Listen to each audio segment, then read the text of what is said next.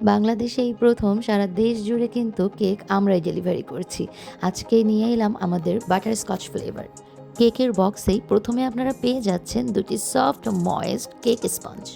Sugar সিরাপটি বানিয়ে নিয়ে প্রথমে আপনারা একটি স্পঞ্জ বসিয়ে সেখানে পরিমাণ মতো সুগার সিরাপ ছড়িয়ে দেবেন। এরপর আমাদের যে বাটারস্কচ ক্রিমটা থাকছে সেটা সুন্দর করে কেকের উপরে দিয়ে একটি স্প্যাচুলা দিয়ে ভালোভাবে মিক্স করে নেবেন। মিক্স যত ভালো হবে খেতে কিন্তু ততই মজা হবে।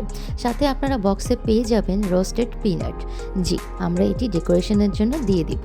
এরপর দ্বিতীয় কেক স্পঞ্জটি বসিয়ে আপনারা আবার সুগার সিরাপ দিয়ে ভালোভাবে এটিকে গার্নিশ করে নেবেন। এরপরে অবশিষ্ট ফ্রস্টিং ক্রিম দিয়ে কেকটি সুন্দর করে ডেকোরেট করে নেবেন। জি, আমরা যথেষ্ট পরিমাণে ফ্রস্টিং ক্রিম দিয়ে থাকি, তাই সম্পূর্ণ কেকটি খুব দারুণভাবেই কিন্তু আপনারা ক্রিম দিয়ে ডেকোরেশন করে নিতে পারবেন। এরপরে আপনারা পেয়ে যাবেন বক্সের ভিতরে বাটারস্কচ সিরাপ।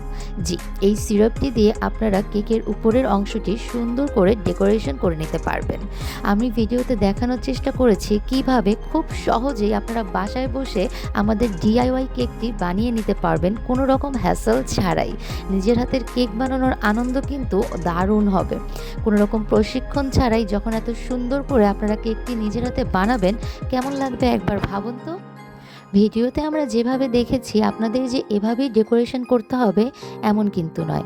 আপনারা নিজের মন মতো যেখানে যেভাবে ইচ্ছা সেভাবে ক্রিম অথবা ডেকোরেশনের জিনিসগুলো দিয়েও ডেকোরেশন করে নিতে পারবেন। এই হচ্ছে আমাদের কেকের ফাইনাল লুক। থ্যাংক ইউ সবাইকে।